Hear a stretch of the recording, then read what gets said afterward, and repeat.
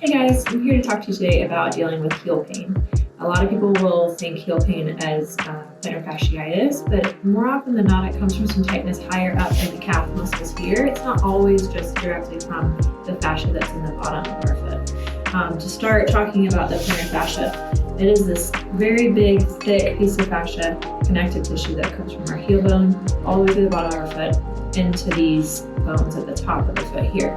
It helps to support our arch, and it takes a lot of pressure when we're standing and walking throughout the day, especially more with running, increased activity, and going up inclines.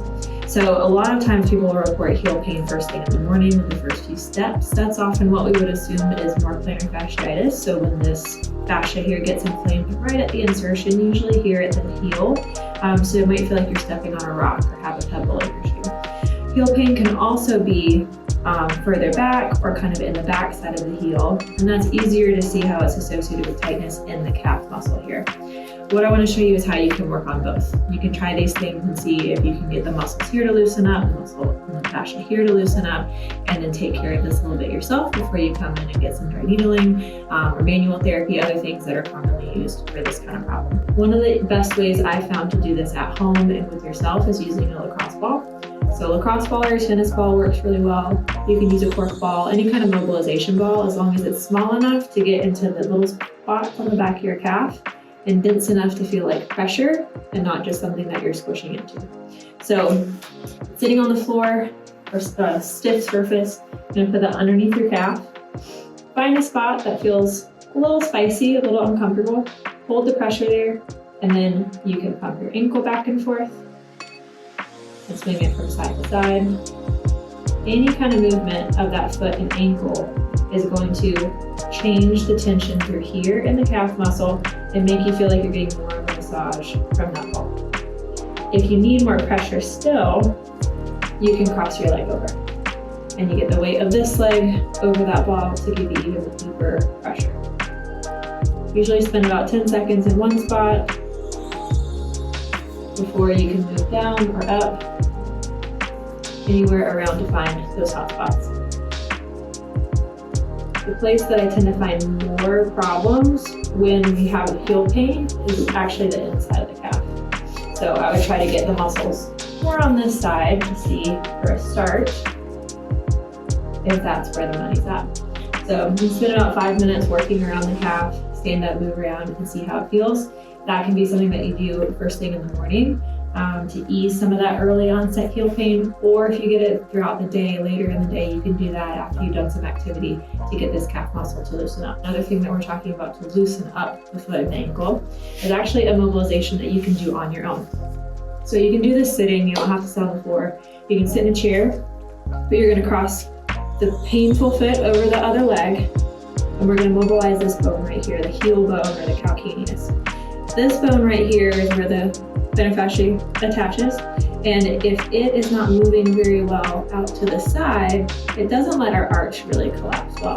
So a common mobilization that I find helpful here is placing the butt of your hand on the calcaneus there, anchoring your other arm on the top of the shin so this part doesn't move, and then pushing straight down to the floor. So I'm pushing with a little resistance, and then I back off. And then we do some oscillations there. Pressure on, pressure off, pressure on, pressure off. You do that for about 20-30 seconds, then you can stretch again, see how you feel, move around. But getting this heel bone to move better will allow the whole foot to move better when you stand up and walk around. So we work out the calf with the ball, we stretch a little bit here. Again, I'm pushing on this bone right here. We picture the bone right here, pushing it straight down to the ground. And then we can move on to a couple of standing exercises to practice stretching and loading the calf muscles and the plantar fascia. All right, so now we're going to talk about how we can stretch the heel, the plantar fascia, and the calf muscles down in the bottom of the leg, where a lot of tension tends to happen. Foot straight forward. The ball of the foot there is up on that towel. That's going to help give our plantar fascia, the tissues underneath the bottom of the foot, a little more tension as we go into this. Step forward into this nice little lunge. You don't need to hold on to anything. You can do it in front of a wall or something in front of you. You don't necessarily need that, but it helps you relax a little bit more. And get into this stretch until you can feel tension right through here. And the top of the calf really is where you're gonna feel that in the gastroc muscle. And once you hold it for at least 30 to 45 seconds. The older we are, the longer we need to hold these stretches so we can give our connective tissue time to actually settle and stretch. The younger you are, the more you can get away with doing shorter stretches because your fascia is a little more stretchy and pliable. We also want to take some time doing this with the knee bent. Everything else stays the same, but we bend that back knee and then go into a little lunge again. This helps to stretch the soleus muscle, which is underneath the gastroc and a little bit lower on the leg. And it is not affected by that knee motion, but bending the knee helps to get this gastroc muscle out of the way so we can sit deeper into the stretch and stretch the soleus. And then coming out of that, you can test and see how your symptoms feel, see how sensitive it feels, see how your general ankle mobility feels when you walk around. But then after we've done some mobilization and now stretching, we want to move into some strengthening. So the plantar fascia and the connective tissue in our foot all responds to strength training by getting stronger. So when we have a piece of tissue, whether it's fascia, tendon, ligament, that seems a little bit weaker or inflamed, we need to load it in order for it to actually grow and get stronger. It helps to realign the collagen fibers, it gets nutrients in and out of that tissue, and it's the only way that we can really heal it and get it to be more robust and withstand more force in the future. So we have to add the strengthening component. Just stretching alone, mobilization alone is not going to get this problem to go away and stay away. So the first place to start, there's a lot of different ways we can go with this, but the first place I like to start with heel raises for the heel pain is with a ball. So this is a Pilates ball, like a 7-9 inch Pilates ball. You can use something a little bit smaller than like a typical soccer ball, but like a kid's soccer ball, a little dodgeball, something like that, small, but not so small as like a lacrosse ball. So you're gonna put this back between your heels.